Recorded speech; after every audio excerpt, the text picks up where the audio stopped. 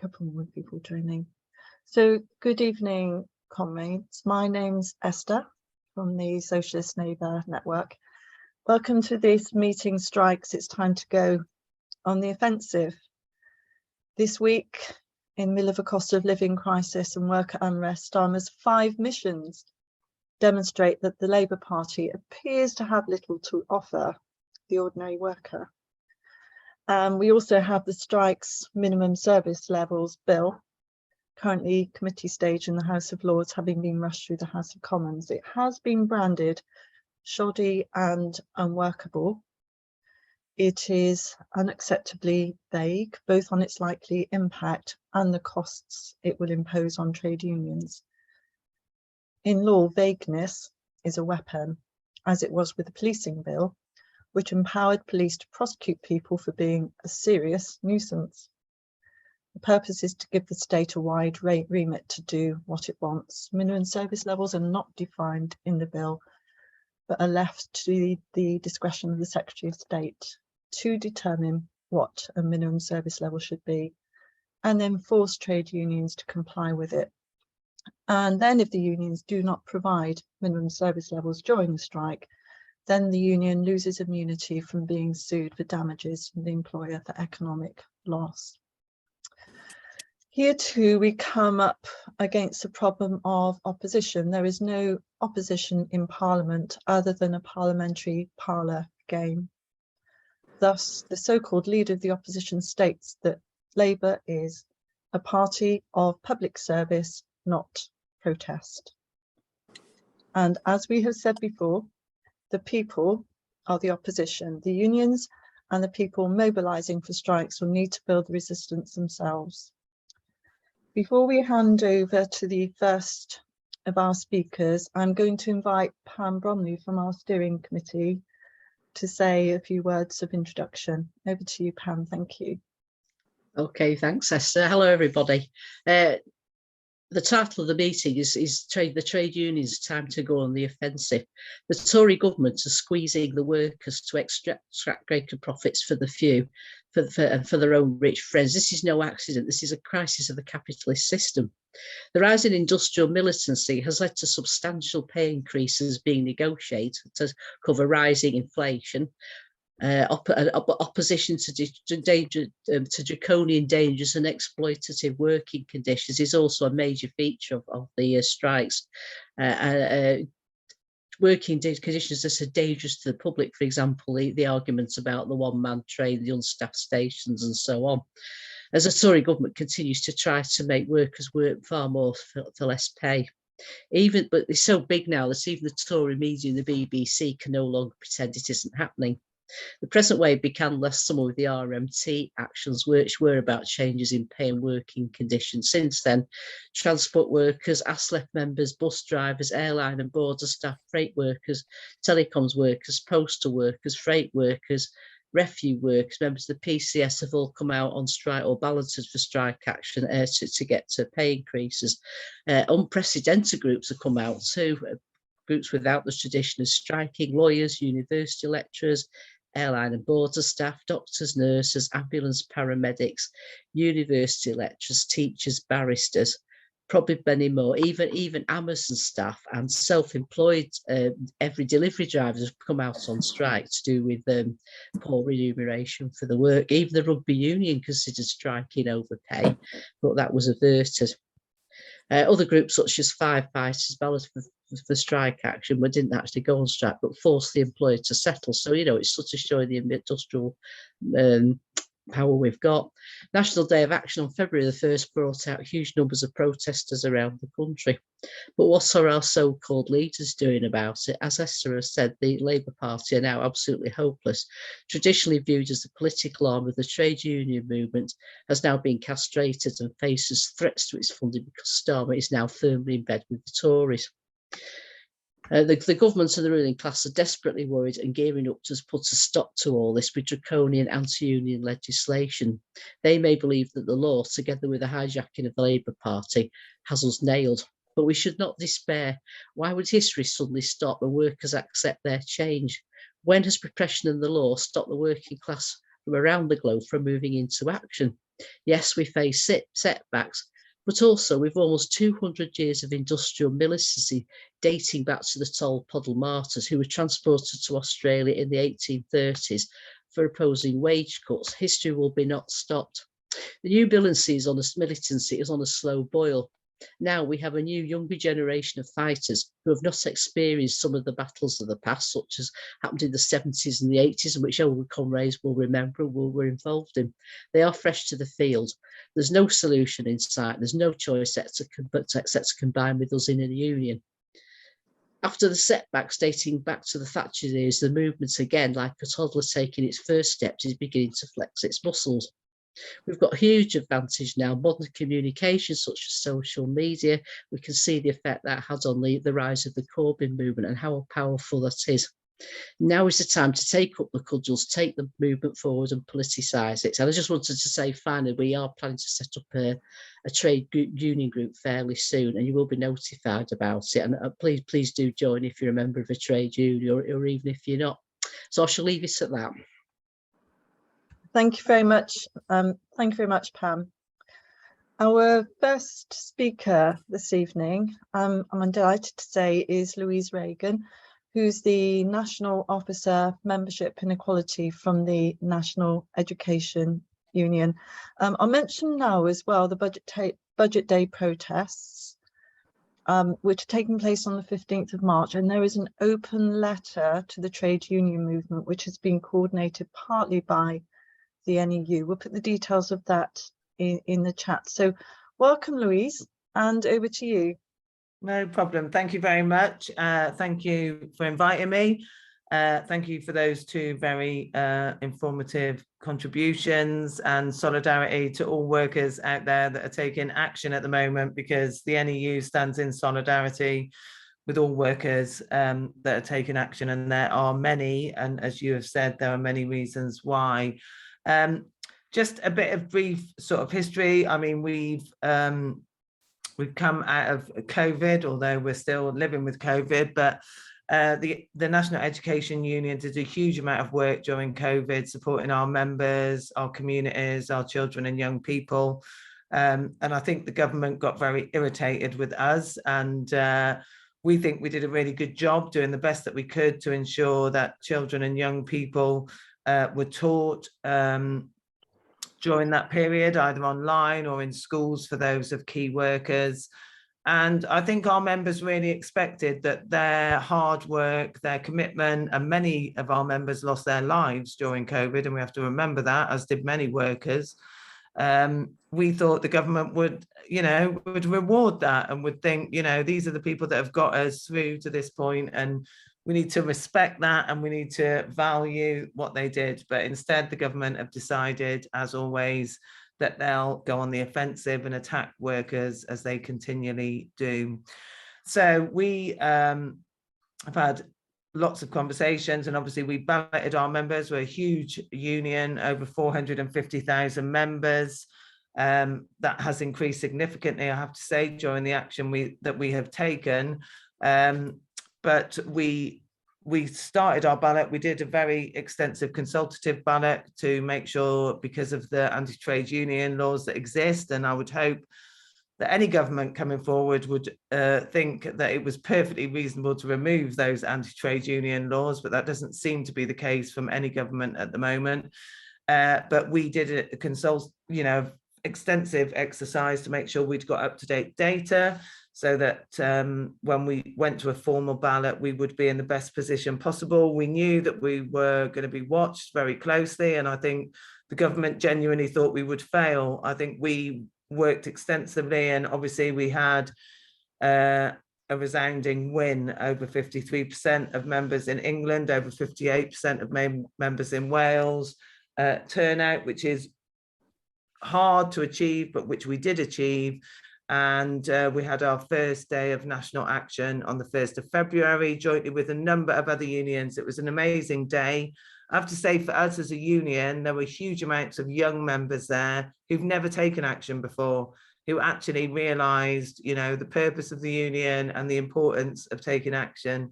For people that aren't aware, you know, this dispute is over pay because there are very tight limitations around the anti-trade union laws. So that's what we're allowed to ballot about. Teachers over the past 13 years have faced a 23% pay cut, support staff 27% pay cut. So we see that it's an important factor for us.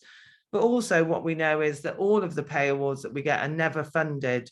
So everything that we get as pay awards comes out of school budgets. So that has a massive impact on the children and young people that we teach and our ability to do the things that we want to do.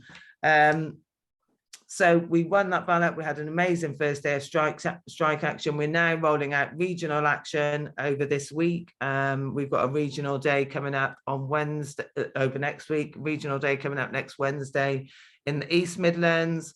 People are really up for this. Young people turned out in droves actually to our recent meetings.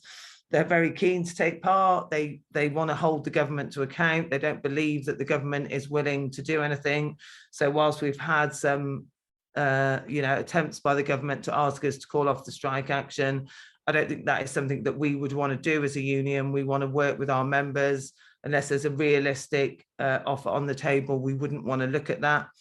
And then we have got 2 days of national action on the 15th and 16th of March. 15th of March, our intention is to take as many of our members from across the country down to London to have a huge national day of action around the budget and to challenge the government over the lack of pay awards for teachers and support staff, the lack of funding for our schools, our children, our young people, because that's what we see on a daily basis and what we're dealing with.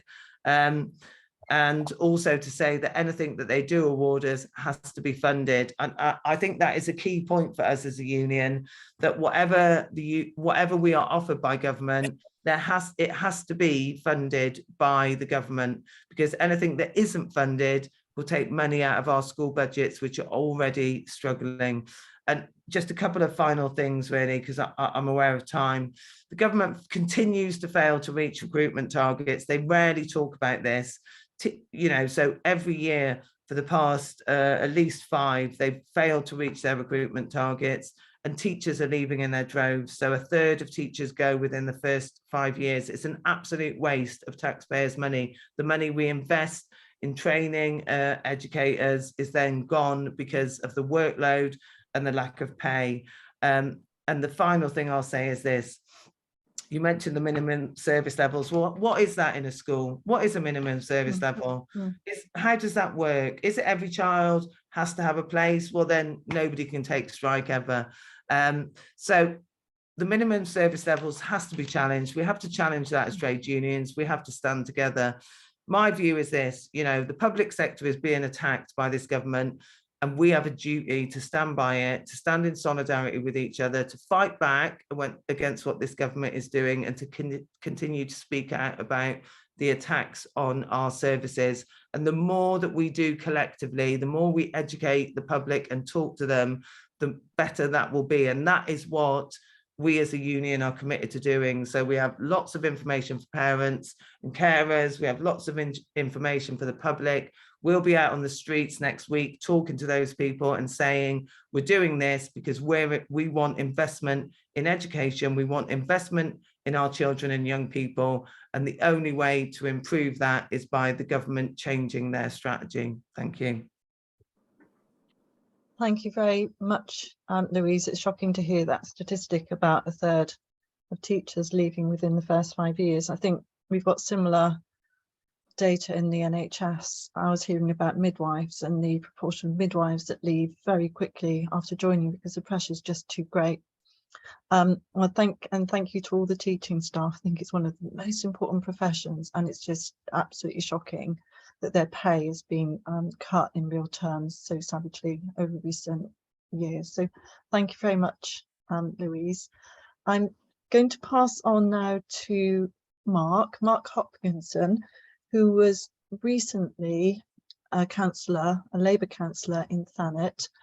Mark joined the Labour Party as part of the Corbyn wave, and he stood in 2019 for election primarily to push for a community wealth building agenda at Thanet District Council. I don't know whether you can say anything about that, Mark. I've I've done quite a lot of reading about the Preston community wealth building experiment or initiative, so it would be good if you do say something about that.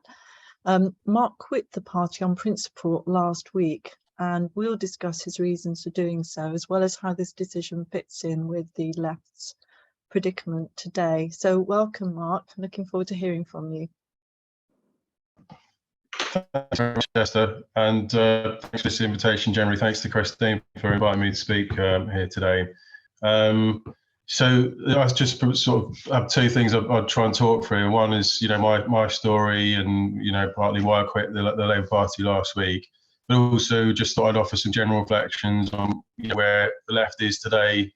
I'll try and keep my story relatively brief because, for one thing, I'm sure it's going to sound very familiar to a lot of people here, which, as you said, Esther, I joined the party. I didn't even vote Labour before 2015, let alone think about being a member or a councillor. And it's the inspiration, the Corbyn wave, that I felt like this is the first time we're seeing an actual chance for real change and meaningful politics in mainstream politics. I'm sure that's familiar for everyone else here. I joined the Corbyn wave, campaigned for the general election 2017, decided to stand in 2018. I decided to stand to become a councillor locally, and obviously 2018 we were still in a period of real optimism, I think, for the left in parliamentary politics. So I was the main thing which inspired me was, apart from the general sort of positivity of the Corbyn movement, was a talk I went to from Neil McEnroy, who's heavily involved in the Preston model and on the community wealth building. So I ran a campaign of trying to get, I ran that by an individual campaign along with other Labour councillors. Well, it was my particular thing, the community wealth building. So, I live in Thanet, and this is a constituency. We've got the embarrassment of being the only council in the country that, the only time UKIP have ever controlled a council. They took over in 2015 for Roger ran for Parliament here in the seat. And I was part of the Labour group that we managed to sort of reduce them to sort of, relevance in the council. So I did run on community wealth building. So we managed to get it kind of, we only really got symbolic agreement with community wealth building. There wasn't really enough support from the leadership of that Labour group. Like all councils, they've been through 10 years of austerity at this point, and we're running a sort of threadbare service. Officers highly stressed and overworked, and also really crucially, COVID hit as well. And the council, we weren't in a position really to do anything meaningful with it. But I will return back to it in a second, actually.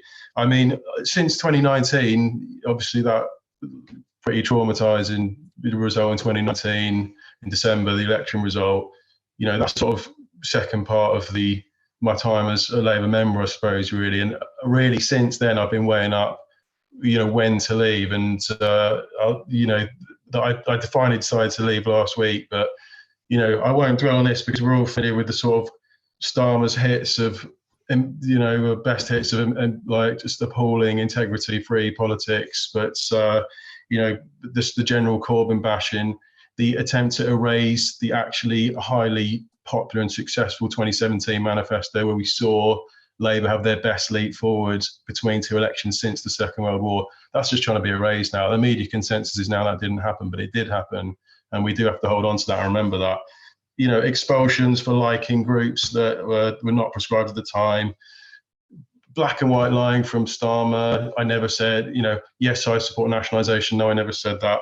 I won't go through the list because we know all of these things. There's a long list. Denial, pointless denial that Amnesty International and SLN's findings that Israel's an apartheid state, or etc. We know there's a long list of things like this.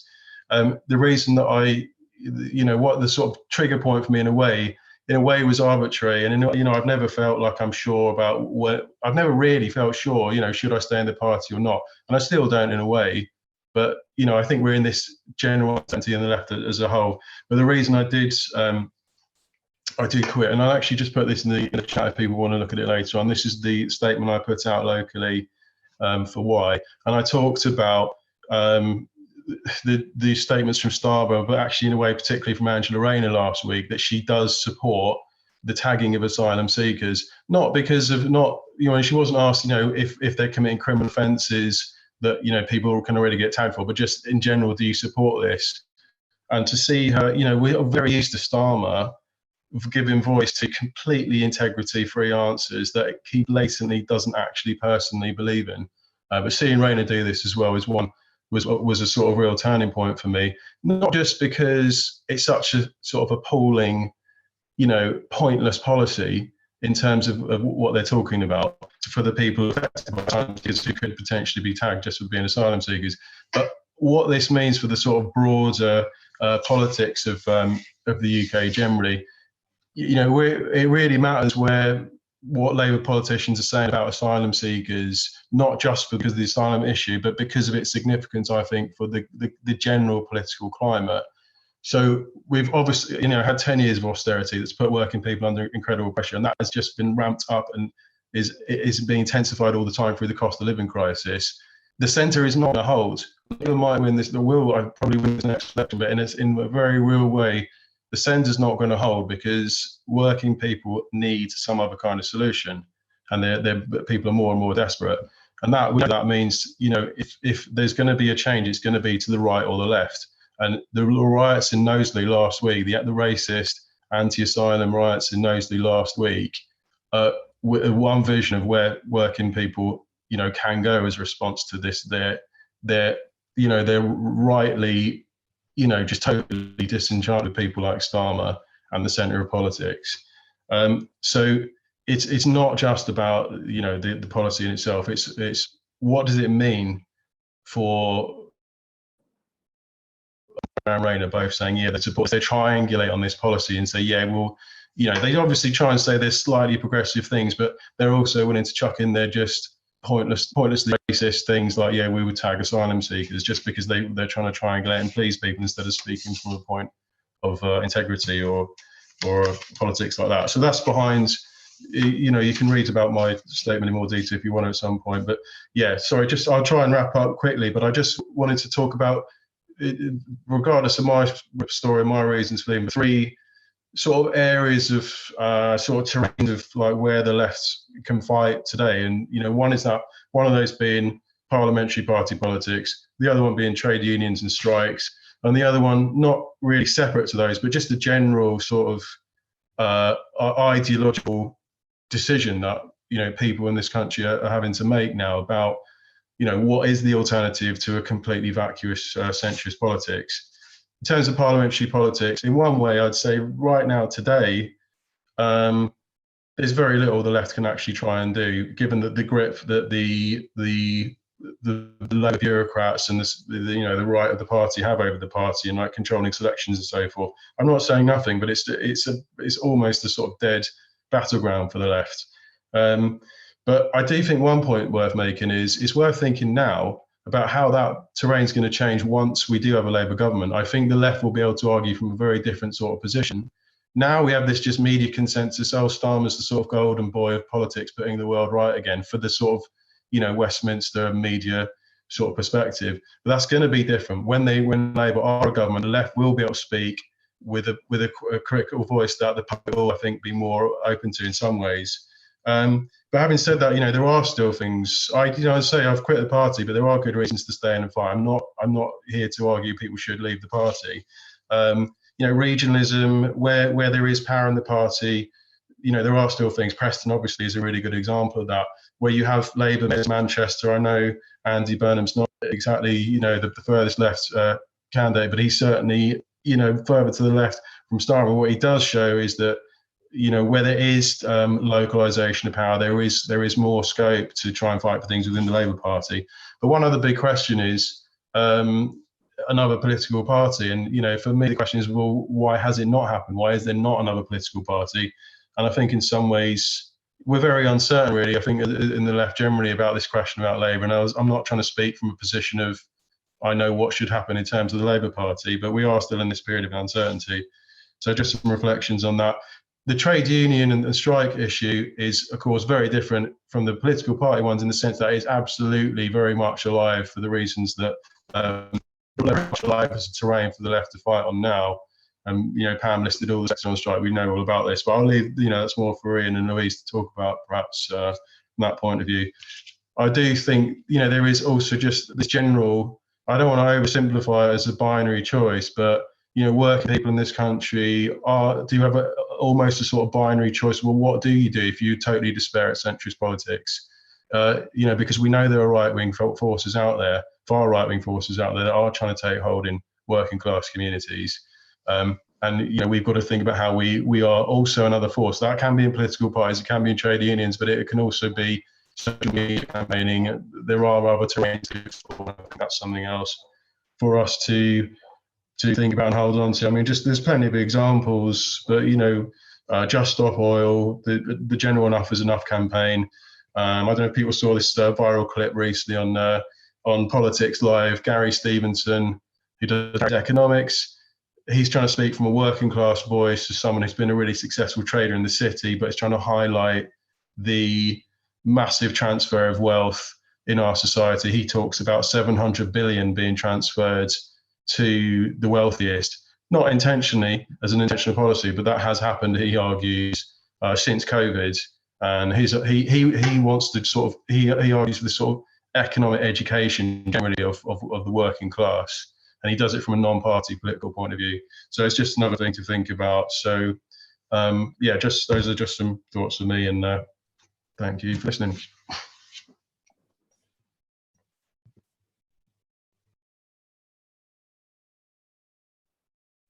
Esther, you're mute.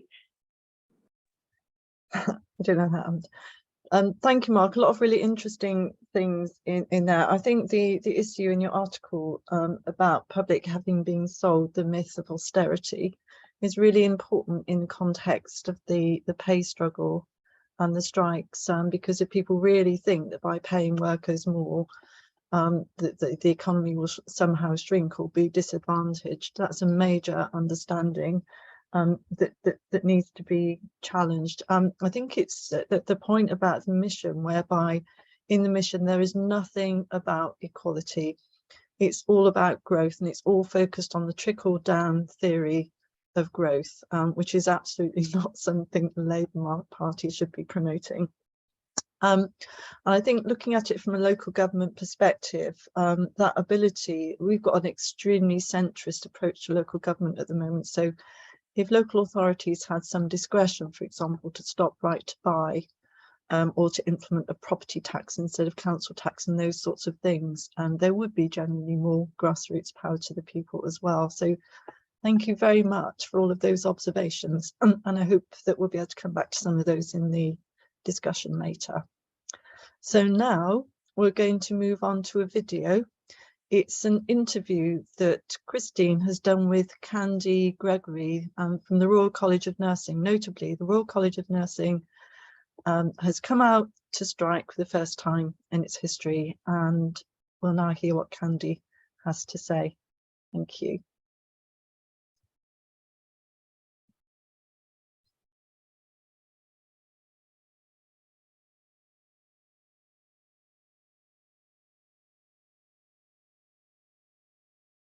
Candy, can you tell us something about your background and why you're campaigning for the nurses who are on strike at the moment? I can, yeah. So I'm a registered nurse. I've been a registered nurse since I started training in 1975, so that's nearly 50 years. And I'm campaigning for the nurses, on supporting the RCN nurses strike, because in those 50 years I've seen a real decline for registered nurses' standards of living. And I can say when I started out and we trained, the job wasn't half as demanding as it is now, and yet the pay was matched the job, if you like, so we were valued. When we trained, there was sort of an expectation that we would get a mortgage and be able to afford holidays and cars and things like that. Nothing grand, but enough to be part of other professionals that of a similar standing in the community. So yeah, I had a mortgage, and obviously my mortgage is paid off now, drive a car and have holidays. And what I'm seeing now, the decline over those years, is colleagues, younger colleagues, who have to find alternative employment because they can't sustain any kind of standard of living with the wages that they get at the moment. I'm hearing of nurses living with their parents, or they're claiming universal credit, and after a stressful day of working on a ward or community or other department, they're going home, taking that stress home with them, going home stressed that they can't afford stuff at home, they can't afford their mortgage. We all know that mortgages have gone up. That's those that are lucky enough to have a mortgage, or they're struggling to pay rent. A newly qualified nurse also comes out with about £50,000 worth of debt on top of low wages. And I said, when I did my training, we were actually paid a salary to train. So there was no thought of having to find or come out with a debt. So if they're not thinking of leaving, they're thinking of maybe emigrating. I'm on a nurses WhatsApp group, and one of them just a couple of weeks ago said goodbye to us because she was going off to Dubai and she was going to earn 3 times her salary out there. And this is happening a lot. It's not just nurses, it's doctors as well. End of December, 2 GPs went off to New Zealand, and people are looking at Australia and Canada, the US. You know, it's a real mass exodus of healthcare professionals that we can't afford to lose. And we're having Richie Sunak and Steve Barclay, they're not talking to the RCM. So this is going to just go on and on and on. Jeremy Hunt, before he became Chancellor, he was the chair of the Health Select Committee. And then he was saying how his priority should be to tackle the staffing crisis. Well, now he's Chancellor, he's done a complete U-turn on that, and he's just sticking 2 fingers up to the staff. So I'm just hoping everybody supports the nurses. I've not heard that anybody doesn't, or the odd one or two, but generally speaking, people want their health service, and nurses want it to be safe because they're leaving in droves. And what do you say about people who think it's irresponsible? Yeah, people thinking we are irresponsible. It's irresponsible not to pay people sufficiently, because at the moment it seems every shift that nurses face, you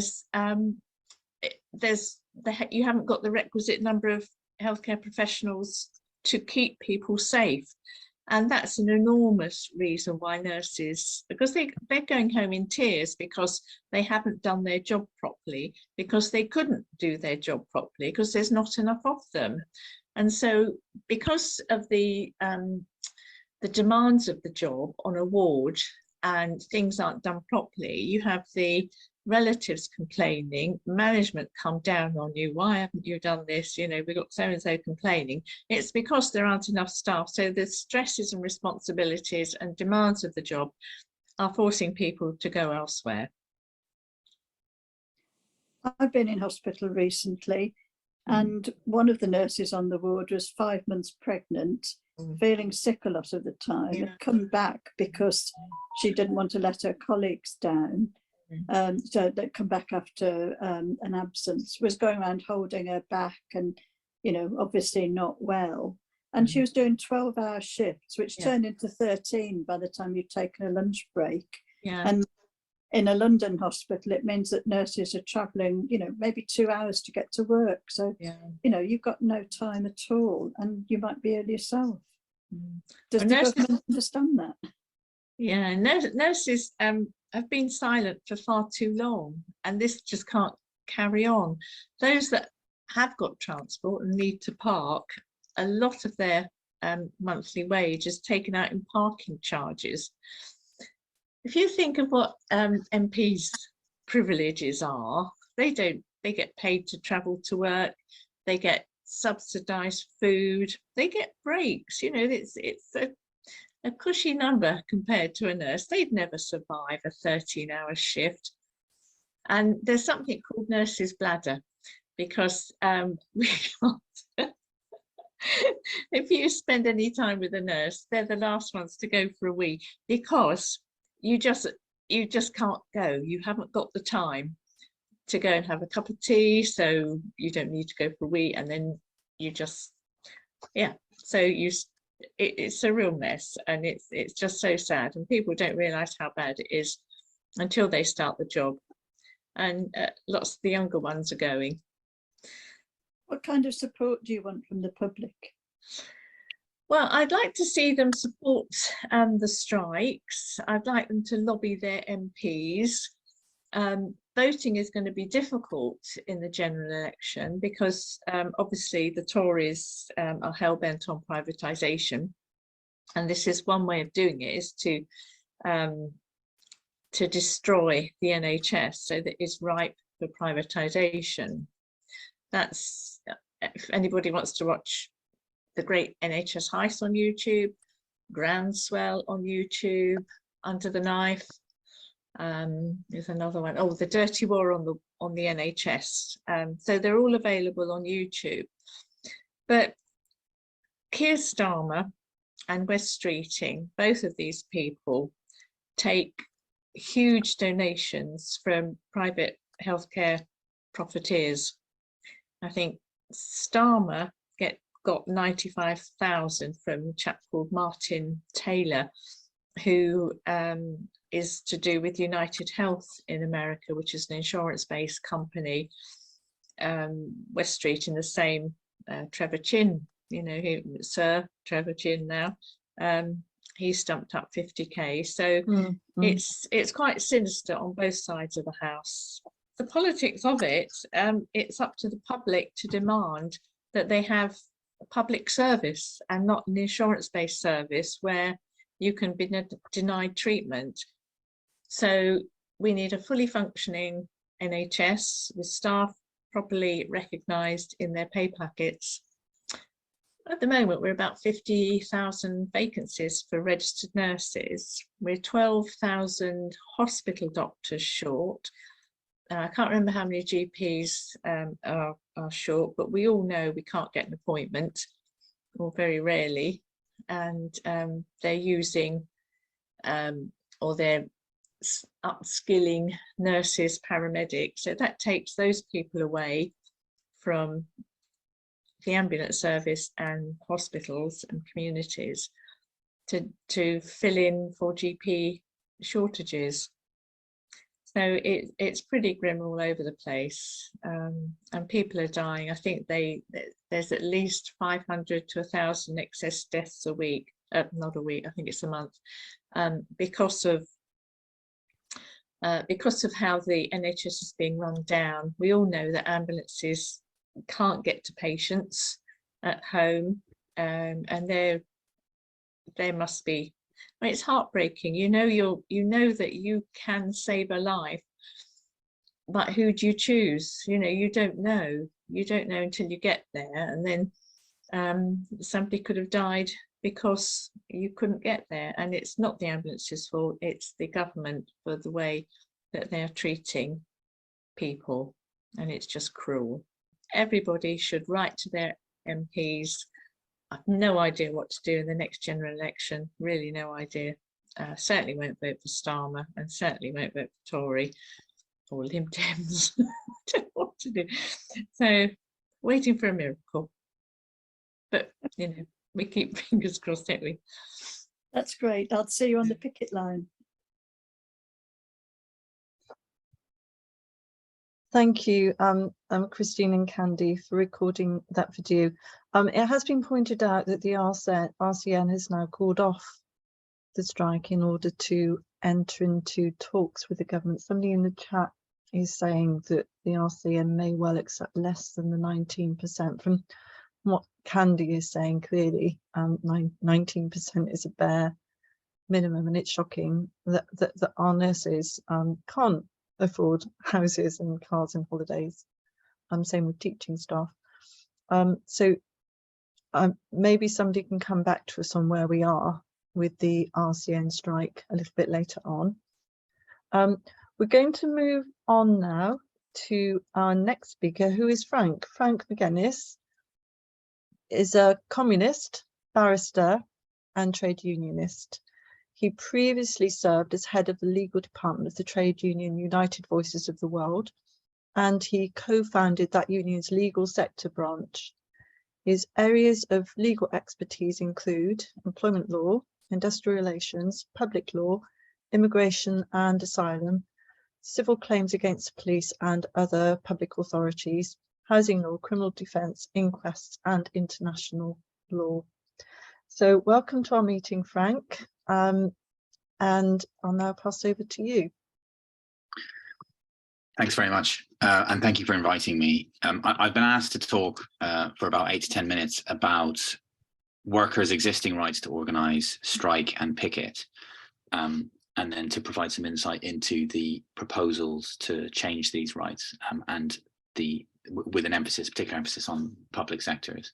So I'll give a brief description of the existing statutory regime, and I'll explain the bill, the Strikes Minimum Services Levels Bill 2023, and then I'll close by way of some very brief analysis. So I suppose I should start my description by talking about the two biggest pieces of legislation that we currently have on the books. I should say employment law, industrial relations law, very complex, spread across lots of different statutes and regulations, but these are the two sort of things that jump out the most, perhaps. So we have the Trade Union Act 2016, relatively recent, and that made a number of changes that made it sort of more difficult to go on strike. It introduced higher thresholds for success on industrial action ballots. It introduced a requirement for 2 weeks notice to be given to employers of industrial action, increased requirements for union supervision of picketing. Public sector organizations are required by that act to publish facility time details. There was a requirement of opting in rather than opting out by union members to contribute to political funds, and it increased the requirement for information to the certification officer, among several other changes. Those are some of the bright line changes. So that's the 2016 Act, but really what we need to talk about, and what I think every socialist, anti-capitalist operating in the so-called United Kingdom needs to be aware of, is of course the 1992 Act, right? The Trade Union Labour Relations Consolidation Act 1992. That act creates certain statutory immunities. I think the starting point is to say, and I'll come to this in the analysis, but that act is no friend of the working class, right? It's a consolidation of Thatcherite class relations, and it creates it does create certain things that workers can use, but it's by no means a piece of pro-worker legislation, right? And that act, what it does create is certain statutory immunities, and that's been the case for some time.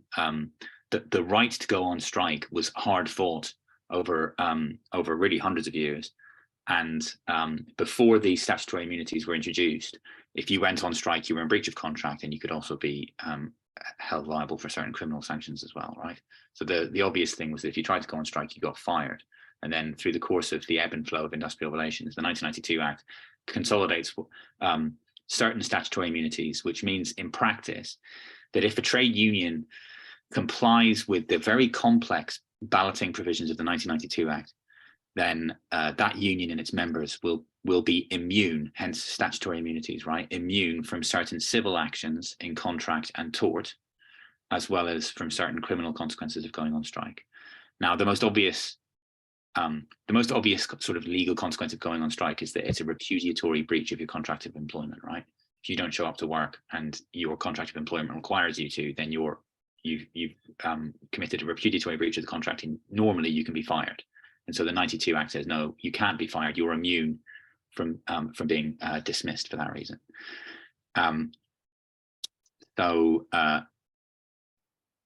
if you were sacked, under the current regime, if you were sacked, you could sue for unfair dismissal, and it would be automatically unfair. And so you could sue your employer even if you hadn't worked for them for 2 years. Many on the call will be aware that your right not to be unfairly dismissed normally only accrues after 2 years length of service. That doesn't apply in the case of dismissal for trade union, for taking protected industrial action. All right, so that's the current legislative regime. A very, very quick summary of the 92 Act, which is a complex act, but for our purposes, that's what we need to understand, right? It creates certain immunities. Now, this minimum services bill will grant the government powers to set minimum service levels for 6 key public services. Those are health, fire and rescue, education, transport, decommissioning of nuclear installations and management of radioactive waste and spent fuel, and border security. The bill's had its 3rd reading in the House of Commons. It's in the committee stage of the House of Lords. I don't see any reason to believe that it won't pass. There's obviously no parliamentary opposition to it. The long title is A Bill to Make Provision About Minimum Service Levels in Connection with the Taking by Trade Unions of Strike Action Relating to Certain Services. And the primary effect is quite a short act. And the primary effect is to amend the 92 Act, right? So we're back to sort of modifying what remains the core, the spine of industrial relations in this country. And it's worth noting the Act will extend to England, Wales and Scotland, but not to the 6 counties. And I've not had a chance to check if there's any proposals to modify industrial relations in the occupied north of Ireland. There's no detail on the limits of these service levels. The power to set the level is given to the government, who may introduce legislation that imposes the restrictions without agreement with unions who represent the key workers affected. And based on these levels, the government intends to force some people who voted for strike action to go into work on strike days. I think it's difficult to overstate how damaging that would be to trade unions' ability to take effective strike action. So one of the primary effects of the bill will be to hand a new strike breaking tool to employers, these so-called work notices. So if work in any one of these 6 listed public services, if the workers in any of those industries have voted for industrial action, the employer would have the right to serve on the union a work notice specifying the number of people required to work and the work to be performed during the strike in order to meet the minimum service level. So it sort of completely defeats the whole point of a strike, really. The employer will be required to send those notices 7 days before the strike action takes place. That can be shortened to 4 days in some circumstances. Once the work notice is served on the union will be mandated to take reasonable steps to ensure all union members comply with the notice. No one knows what that's going to mean in practice. The bill's very vague, has no detail about it. The bill says that the union can be sued if the employer believes the union has not taken these reasonable steps. So ultimately, the union is kind of being co-opted into forcing its members to break its own strike. Now, as I've said, the bill also removes protection for striking workers. So if a work notice requires that an employee works during a strike, they could be sacked if they refused, which is to say they could lose their statutory immunity from being dismissed. That's because the bill removes key protections from individual workers exercising their rights to strike. And so effectively, frontline workers will face dismissal for taking part in lawful industrial action. So much for the description. I'm conscious of time. I'll very briefly say a few words about analysis. I think the first thing for us to understand is that the 92 Act is the legislative consolidation of Thatcher's government's victory over striking miners. Now, obviously, the miners' strike happened in 1984 to 85, and it was a show of strength by one of the most, if not the most militant unions in the country. And that union was violently smashed by militarized police forces that were sent in from around the country, right? So Thatcher's government understood that it needed to win a massive victory with the most militant section of the British working class, and tragically enough, her government won that victory. So that's 84, 85, and then the 92 Act is, as I say, the consolidation of that victory. So in my analysis, we need to think about first of all, there's an irony to neoliberalism preaching deregulation, yet imposing these industrial relations that create hyper regulation of the labor supply and make it very, very difficult for trade unions to go on strike, right? There's all this bureaucracy that stops workers from easily taking industrial action. So there's an obvious hypocrisy to the neoliberal class relations.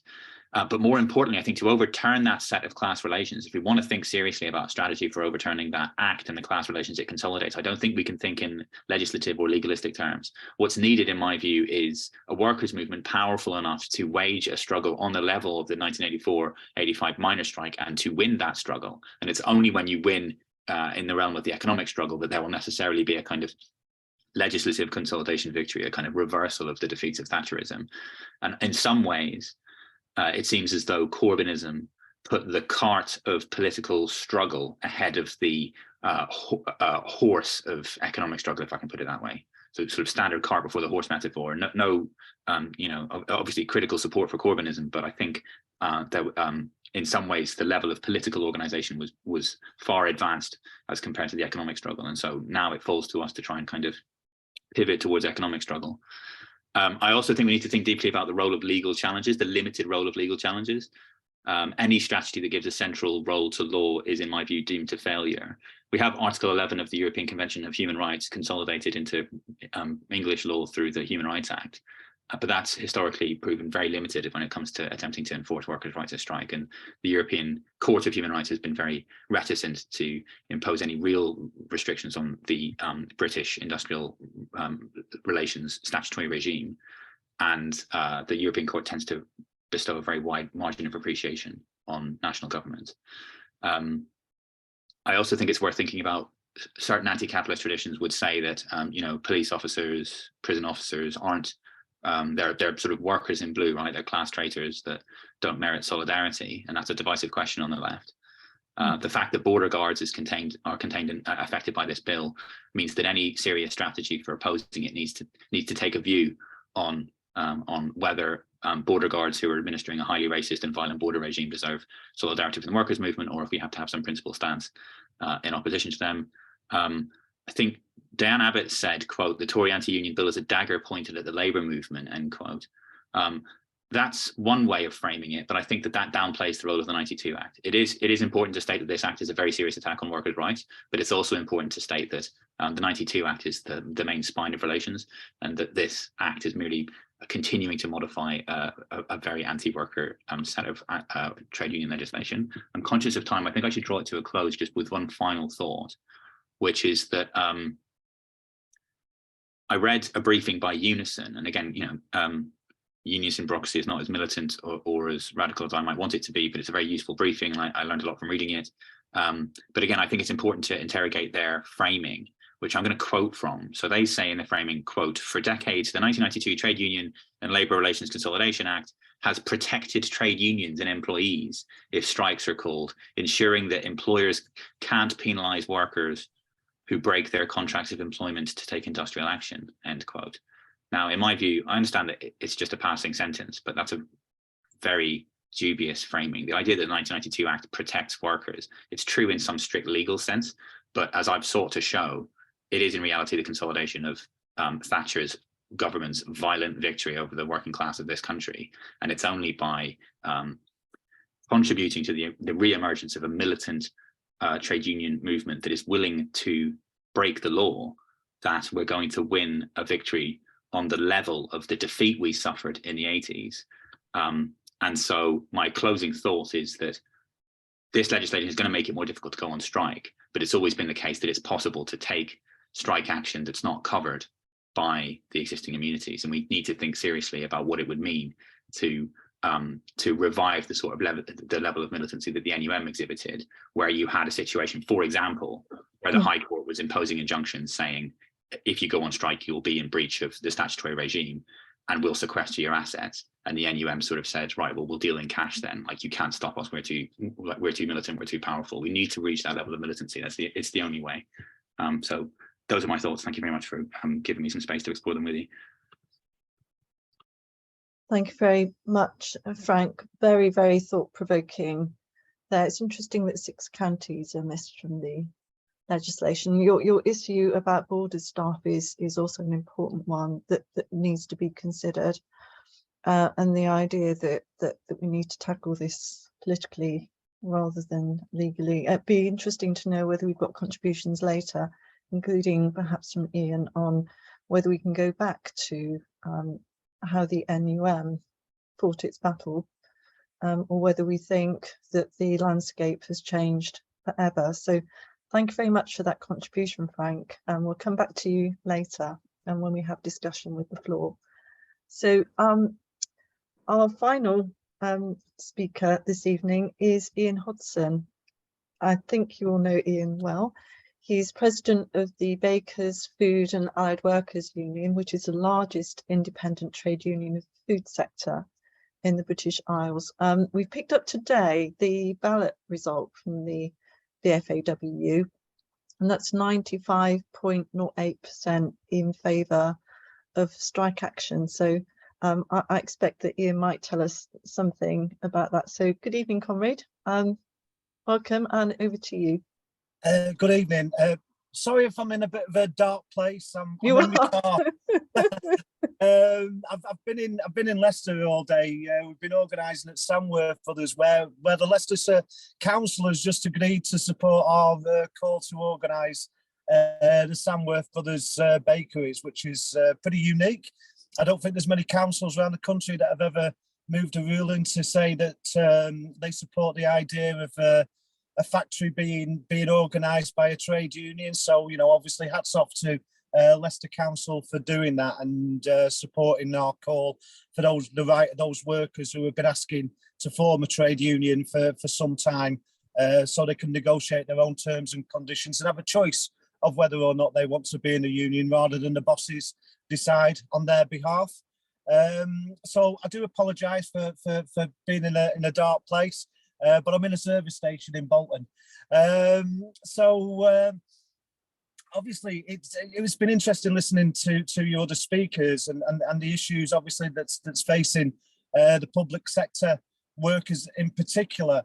I think the minimum service bill may be very, very difficult for them to be able to stop people from, you know, being able to go on strike. But I really think the main aim of the minimum service bill is about the right to be able to sue trade unions. I think that's what the element that the minimum service bill is really aimed at. I mean, it isn't new either. I mean, you know, obviously in the 1900s, we had the Taft Vale judgment, which was brought in, which is a pretty similar piece of, you know, law that enable trade unions to be sued when they struck workers. And funnily enough, it was at that particular time when the trade union movement really developed the Labour Party and made sure that workers had a political voice. And here we are in 2023. Unfortunately, that party that was created to represent our class and represent our interests and give voice to our movement has decided that actually it will sit on the sidelines where Keir Starmer has decided that being on a picket line is not where a Labour MP should be. If they shouldn't be on the picket line, I'm not sure where a Labour MP should be, because a Labour MP should be standing with workers, listening to the arguments and the reasons why they're going on strike, and they can hear for themselves the reality instead of concentrating on what some focus group tells them. Talk to real people, understand the real issues that workers are facing. And as you rightly say, today our members have voted over in Belfast at Hovis to take strike action. I believe there was 3 people that voted not to take strike action.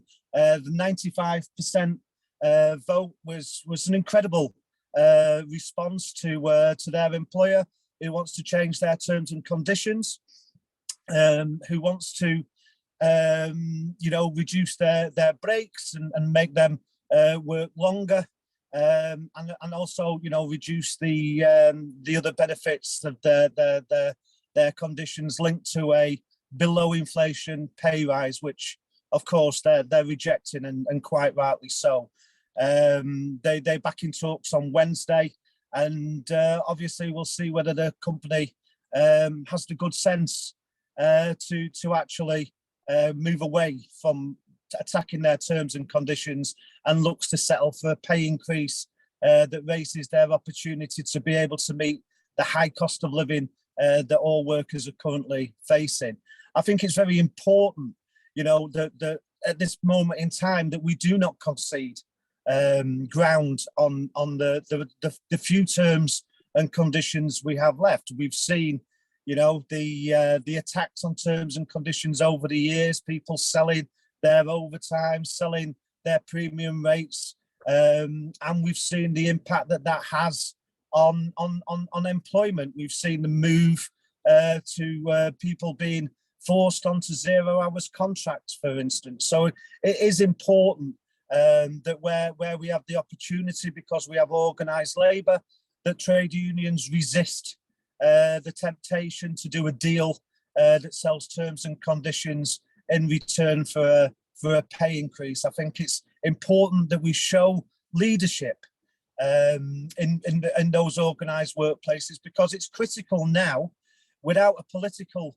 representation, that trade unions are the voice of working people. Because as has rightly been said already, if we aren't the voice of working class people, then the far right will be the voice of working class people, and they will, you know, use all of the smears, all of the lies, all of the misrepresentations to say that your hardship is caused by some, you know, some minority group. You know, we got told we had to leave the European Union because there were too many migrants coming into the country. We got told that, you know, if we left the European Union, all that money we were spending on the European Union, we would be able to invest in our NHS. Well, they were all lies. They were all lies. I mean, whether you're for or against being in the European Union, it never had anything to do with those workers that were coming into Britain. Those workers that came here helped our economy. And don't we miss them now, those people that used to come into our country? They used to come here and make sure that our deliveries were on time, to make sure that, you know, food didn't rot in the ground, to make sure that we was able to get the service when we went to the hotels and the bars could recruit workers. What was missing, of course, was the ability for those workers to be able to organise, and the ability to raise the pay and make sure they got secure terms and conditions of employment.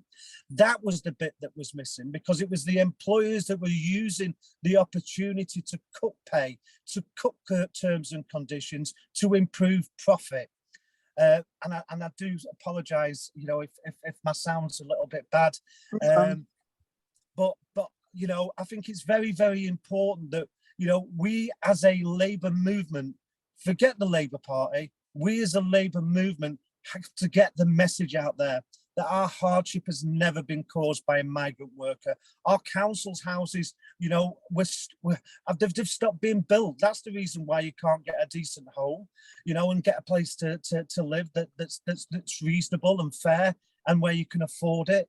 You know, it wasn't, you know, a Polish migrant that came into this country and took away full-time jobs. It was government that allowed employers to use alternative forms of contracts of employment, and yes, related in many cases to European legislation, because where, as in Europe, they raised the standards of working conditions, we looked in this country for opportunities to lower standards of employment in this country. You know, with the introduction of second generation contractors, comparator contracts, because we didn't want to give a fair deal to agency workers who should have gone on to the same terms and conditions of the people that were already employed.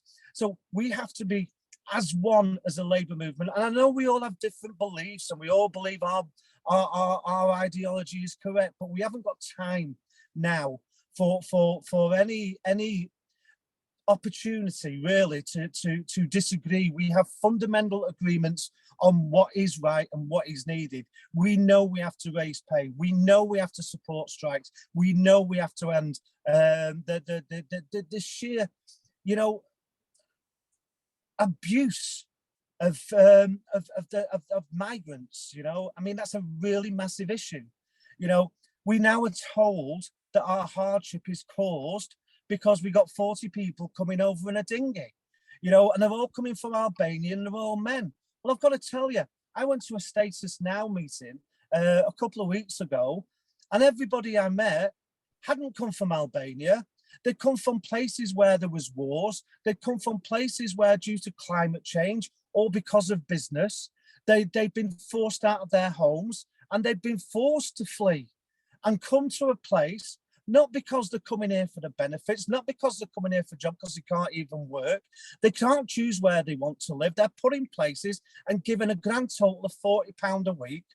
And those people are now being used as scapegoats to justify the fact that nobody can afford to eat, and nobody can afford to pay the rent. And of course, yesterday we had Theresa Coffey coming out and saying, if you can't afford to buy food, work more hours or get a better paid job. Well, that'd be great if those better paid jobs were out there, but unfortunately they're not. So it is down to us now. It's really, really important that the trade union movement, the socialist groups, all of those people who have the ability to come together, to stand together, demonstrate, as we've always done in our history, that change can happen. I mean, I can quote from the stuff that we've achieved just as a small trade union.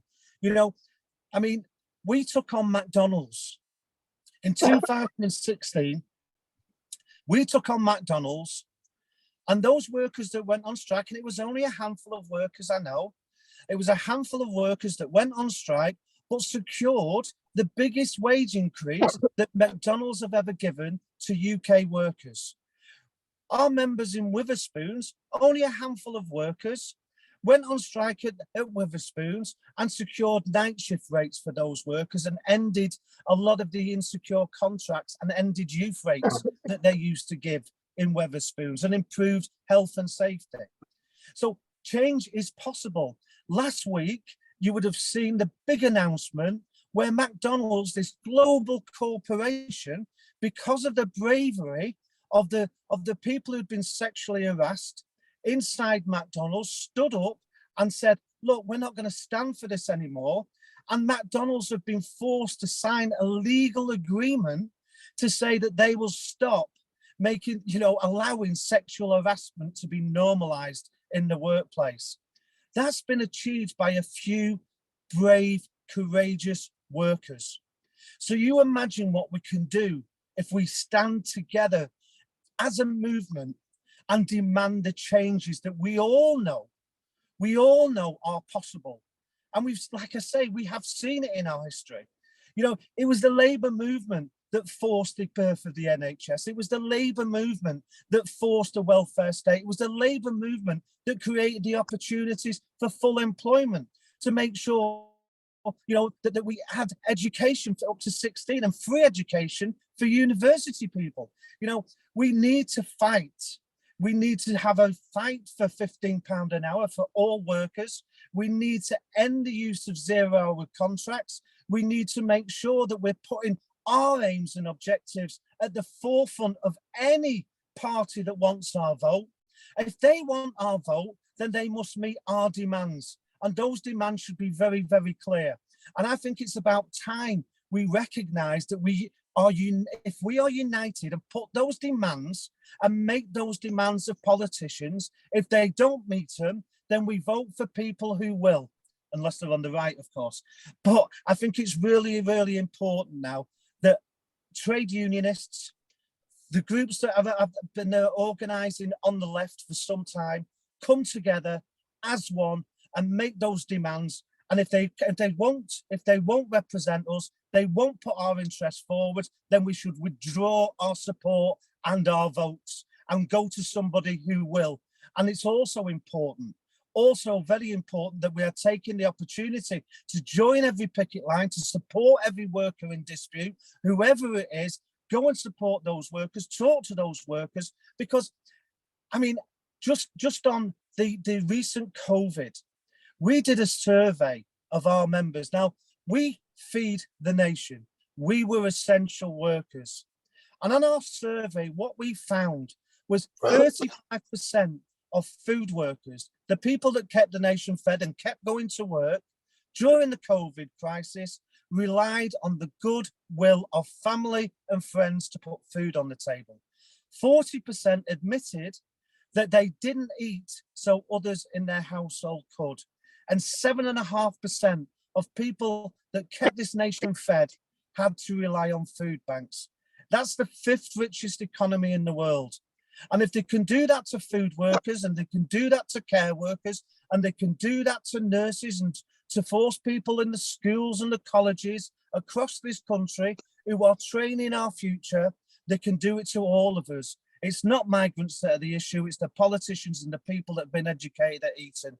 So I'll just bring this message of solidarity. We stand together, we fight together, we'll always win together. Look at our history. Thank you very much for the opportunity to speak tonight. Thank you very much, comrade. A really strong message about workers united. Thank you so much. We're going to move now to questions and contributions from the floor of the meeting. So we'll show all of our speakers on video and we'll invite them to respond to any questions that people want to raise. Just so that you know, if you are going to ask a question and you want to be seen, then we need to promote you to the panel. And also note that if you're promoted to the panel, then you will be visible to anyone who's at the meeting and anyone who might watch the video afterwards, just so you know. So will you please raise your hand if you'd like to ask a question or make a contribution? And we'll just start videos from panelists. So we've got a question from Ron Mendel. So we'll put you up to the panel now.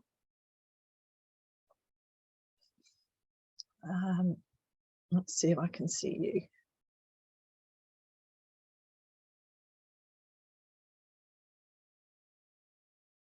Can somebody spotlight Ronald?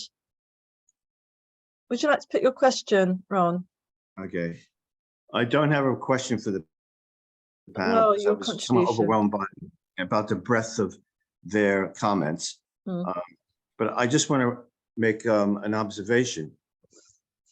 I think we should look at the minimum services bill basically as a victory for the trade union movement, because the growing militancy of a cross-section of workers in the public sector has forced the government to change the rules of the game. It's like if you're playing chess and all of a sudden someone said, you got to play without your bishops, without your castles. You got to play with less of your pawns. That it's an act of desperation of the government, because they realize they've been wrong-footed, and the public basically has indicated their support for the public sector workers who have been on strike. So there's another way of looking at the minimum services bill. I'm not minimizing the possible impact, but we should also see it as a potential victory for the trade union movement, because we forced the government to take action in a way that they were not anticipating. I think you could actually look at it was a panicky reaction by the government. Really, really good point, Ron. Yeah, the government's been forced to take action. You can see that there is resistance. So thank you for that contribution. I've got questions or contributions from Jim and then Harry. Will you unmute, please, Jim?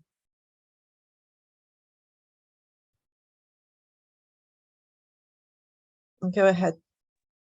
Am I? Yeah, we can hear you. Thank you very much. Thank you for inviting me to speak, and thank you, comrades. You are quite right, and I was particularly touched by what Mark, who has been a local councillor, was saying about the difference and the inadequacy of fighting the battles that we're talking about in Westminster. It's right that is A, only one of the battlegrounds, and B, one where we're not doing particularly well at the moment after Jeremy Corbyn's campaign was essentially nobbled. So what can we do? All of you are contributing so well on every front, in every union meeting, in every community group meeting that you attend. And these are the actions that will clearly make a great deal of difference if we to turn the whole population around.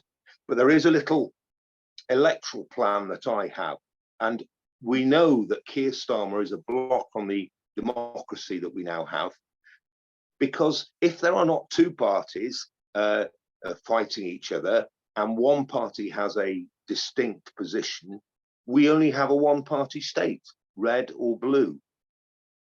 And if Starmer, for example, will not repeal or not undertake to repeal the union legislation that we're talking about, as well as the anti-protest legislation and the privatisation of the NHS legislation, then why would we vote for him? So I've got angry when he said that he was excluding Jeremy Corbyn, and I formed a Facebook group with a view to forming an organisation. And the reason I'm on my camera phone now is because I'm in Liverpool getting the necessary documents to form a corporation to take on take on Keir Starmer in Holborn St Pancras. And I apologise for using this as a platform to put that about. But the plan is, and it may have its limitations, and it may have its effects, or it may be a damp squib. But the idea is that we stand a candidate against Keir Starmer in Holborn St Pancras. And when I say we, I mean all of us, because he's interfering in every constituency in the land. So that's sure, my Jim. little If you've plan. got any details that you want to post in the chat, Jim, and we will be circulating any useful materials to attendees after the meeting as well. That's great. Thank you. I'm very grateful. Thank Thank you for letting me put that message. And I'm sorry if it sounded a bit advertising. It was a bit advertising, but welcome, comrade. Okay. Thank you. And solidarity. To you too. Now we're going to go to Harry. Hi, comrades. Harry Hutchinson, Labour Party here in Northern Ireland.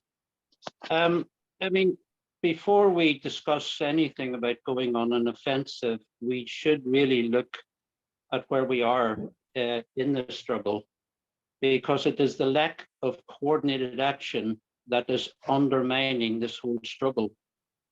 PESA, the rail union, a relatively small union admittedly, has just agreed a 9% increase in pay over 2 years, 5% and 4% respectively.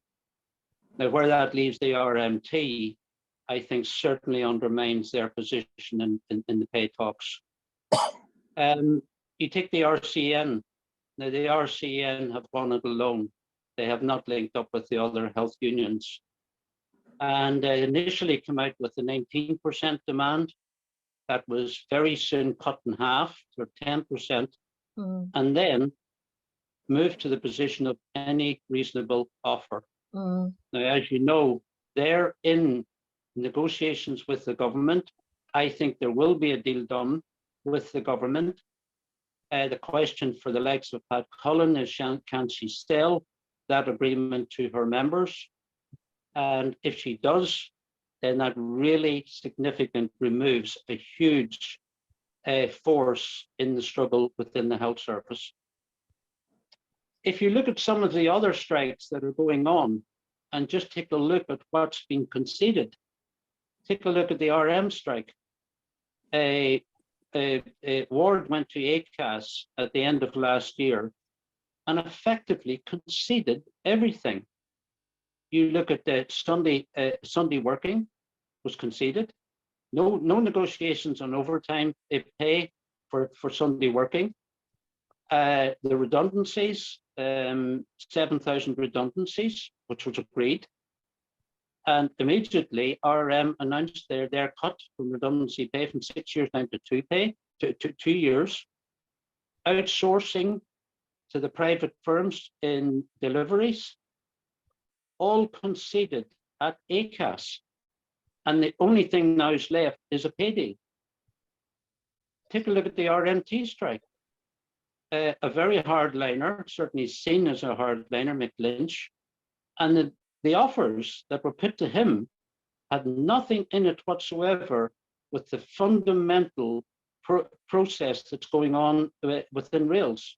Driver-only trains, Sunday opening, the removing of the pay kiosks, 10,000 redundancies, nothing in that pay offer at all. But yet Mick Lynch is considering the offer, and he's considering the offer of pitting the offer. Now, whatever's in the offer, I think it's probably 5-6% that's going to be offered in the pay deal. But at the end of the day, it's the pay deal that's left. And will that offer be enough for the RMT leaders to put to their members? Well, we wait and see. So you see, it's this lack of coordinated action now that is undermining this whole struggle. And secondly, it's the pressure on the trade union leaders that are making concession after concession after concession. And this is where I think we need to pick up the struggle, because unless we put pressure on the members to organize within their own workplaces, you can call them strike committees, workers' committees, whatever, that needs to be organized on the floor at the grassroots to keep the pressure on the unions that there must be no concessions in this struggle. And the second, all right, I'm sure you pushed the time. Coordinated action is what is now required, and the pressure on the union leaders to make sure that they carry out the demands of the workers who are on strike. Thank you, Conway. That's really important, isn't it? I'd like to go, after we've had Matthew's contribution, I'd like to go back to the panel, in particular to take views on why some unions are conceding what seem to be totally unreasonably soft positions, and what we might do about that. But over to Matthew first. Yeah, it's interesting that, you know, obviously, it is serious what I was going to say, and I think Harry's right. I was actually going to ask Ian who is affected by this Hovis. He's gone.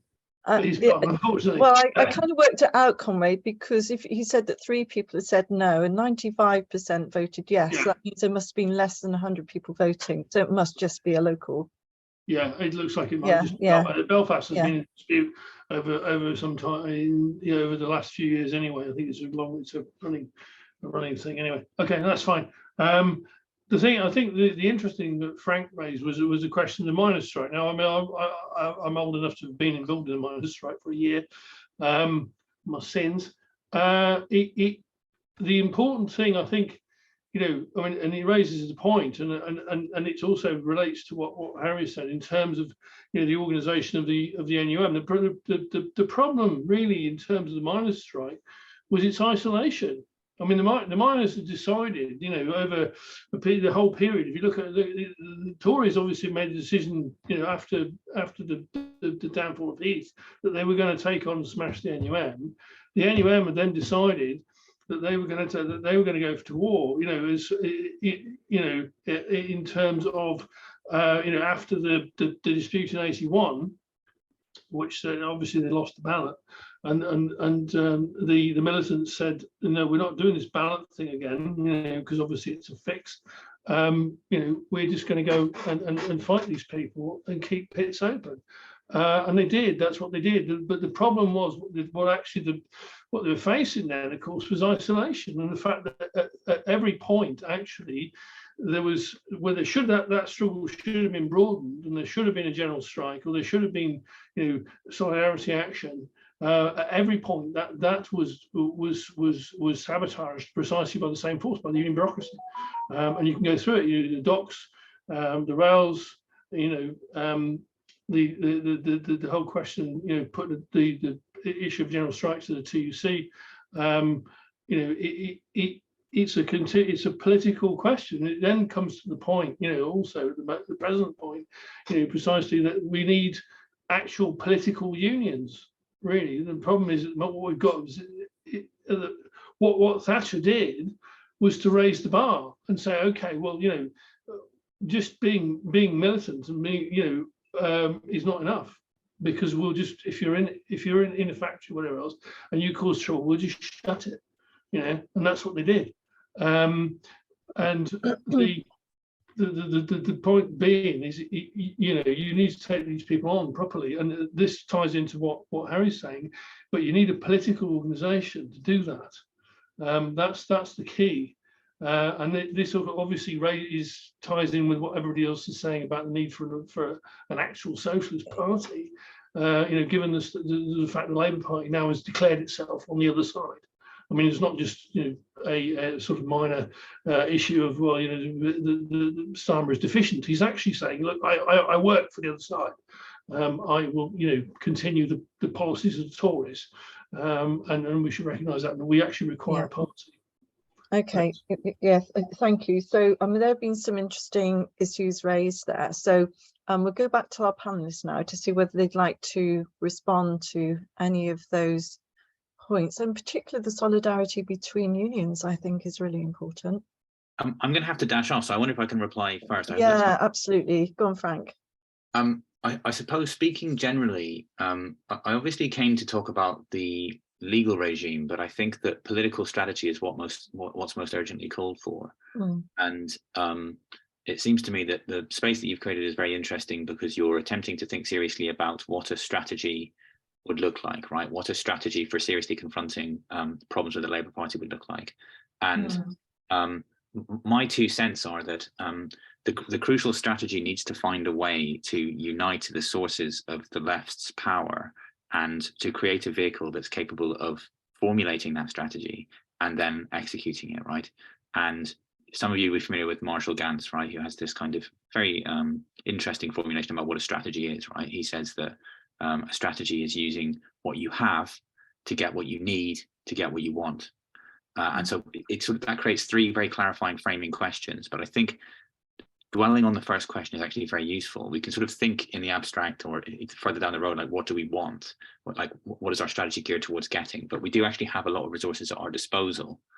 And then it seems to me that what we need to do is to coordinate those resources. And so just off the top of my head, it seems as though we have certain politicians in Parliament who call themselves a socialist campaign group, who had some role in Corbynism, but seem to be in disarray. They broadly have what they call socialist politics. We have councillors, but also members of the Labour Party who are critical of Starmer and who support socialist politics. We have people outside the Labour Party who've left it in disgust or who never joined it because they have a critique of Labourism and the way in which the Labour Party has always played a role in administering British capitalism and British imperialism. We have the trade unions, including the bureaucracies of those unions and the membership of those unions. Some of those unions are affiliated to the Labour Party, some of them are not. And then we have community groups, churches, community organisations, these kind of organisations.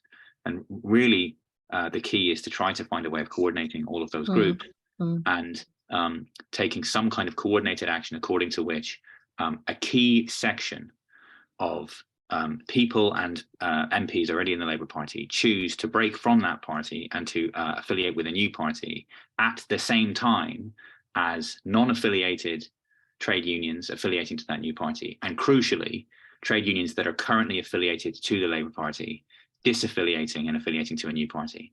Now that is a mammoth task, but I think that's the task at hand. And I think anything else, I think trying to create a new party without taking a big chunk of the existing Labour Party with you will dash itself on the rocks of first past the post. What's necessary is to think seriously about how do you organise a left flank of the Labour Party that starts to flex its muscles by creating the credible threat of leaving and starts to make demands and starts to articulate what we sometimes call a minimum programme. And really what's necessary is we need to think about the role of momentum in all of that. And what does it mean to create MPs that are accountable to a structure, whether it's momentum or a structure that exists to replace it. MPs that can be held to a minimum programme, and if they do not hold to that programme, there are disciplinary consequences. Because otherwise, any attempt to provoke a serious to advance a serious left-wing critique of Starmerism is going to be dashed on the rocks of MPs balking and failing to toe the line. So just to clarify, Frank, the minimum standards for MPs, do you mean MPs who are forming a party outside of the current Labour Party? Rather well, it needs to start as a faction inside, right? It needs to start as a disciplined faction inside that starts making demands of the leadership and saying, if you do not do this, there will be consequences. But those MPs themselves need to be accountable to some kind of democratic organisation that has a party line, that has a minimum programme, and it's you do this or else you're not one of our MPs, and you have to make it serious enough for them to want to maintain that membership. That's a very brief sketch, and it's a lot easier to say it than it is to do it. But that, to my mind, is the outline of some kind of a strategy. But I don't have easy answers about how to actually execute it. And clearly, that's really study of the history of these attempts would be useful.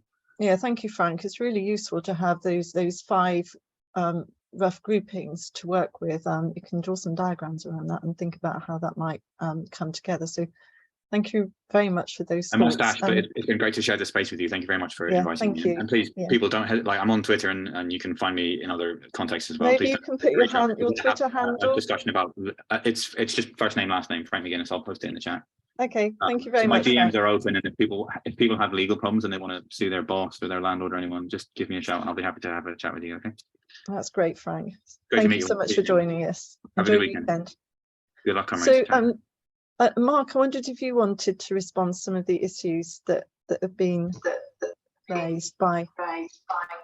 Yeah, I think what Frank's just talking about is a key issue. You know, this question of you know, is it more coherent to fight for the the left faction within the Labour Party or without? Obviously, I've got my own personal answer, but I don't, as I was saying before, I don't intend to project that as a broader solution. But I do have a little more optimism than perhaps Frank was articulated about the idea that a new party outside of Labour could be a more coherent way forward. I think that the sort of persona of Corbyn, who is someone who not only have I got a huge amount of admiration for, but loads of sympathy for, but I think in a way his persona is actually a reason why there's a sort of uncertainty about whether there is space for another left-wing party outside of Labour in UK politics. I think on the left, we all generally think, well, there is still this question, what is Corbyn going to do? There was the question, is he going to have the whip restored? Now there's the question of, is he going to stand as an independent? And I think in a way, for all my respect for Jeremy, we need to actually get past the question of Corbyn on the left. I think it's kind of become perhaps too much of an issue, and the question of what he's going to do individually. And apart from that, regardless of what Jeremy does or doesn't do, I think Frank's obviously got a great point about first past the post. It's going to make it incredibly difficult for anyone to make a splash or a noise of any kind really outside the big parties. But having said that, we have seen UKIP do that, and I was making the point earlier that I think that I don't think we should underestimate the desire amongst the general working population for different political alternatives, regardless of whether or not Labour are going to get elected. But I'm sure they are going to get elected. That doesn't mean that they're going to be popular. So actually, I wonder if there is an opportunity for a kind of left UKIP, if you like. When I say obviously what I mean is someone that can attack the general frustration and anger and disenfranchisement that working people feel. But that's what I mean by a UKIP on the left. I'd actually be quite optimistic that, and even if you can't, even apart from getting electoral representation, there's the other question of just the sort of ideological battle of ideas, just having a vehicle to be able to speak in media spaces and get some attention on the left. So, I'm kind of, I don't know if people are the breakthrough party. I think they were trying to do this, but they don't seem to have, made that impact that they're hoping for. But, as I say, I think one of the key issues is to get past the question revolving around Corbyn in some ways. But of course, I'm very interested in what others think as well. Thank you, Mark. Do you mind saying, are you going to stand as an independent candidate for the council? No, I'm afraid I'm not, because to be honest with you, it's very difficult being a councillor when I've got a child who's at children's school age and I now work full time. I wasn't working full time, so it doesn't fit in on that. And then if you talk about trying to campaign as well, on just a practical level, it doesn't fit for me. So apart from that, even if I did at the time, I don't know. I don't really think I'd have any chance of getting elected, to be honest. But yeah, just a question. Yeah, sure. Yeah, sorry. Yeah. Thank you for those thoughts. I think we've got some really useful and interesting issues to address, and really a framework to think about, and that links into the appeal that we've already got set up on our website, an appeal for forming a new movement. So please follow the link that we put in the chat, and join up to the appeal. I think the only other things I have to say is that we will be putting this recording up on YouTube and on our website, and I'll be sending a link. We'll be sending a link out to everybody that's come to the meeting. So thank you very much for coming this evening. Do share it.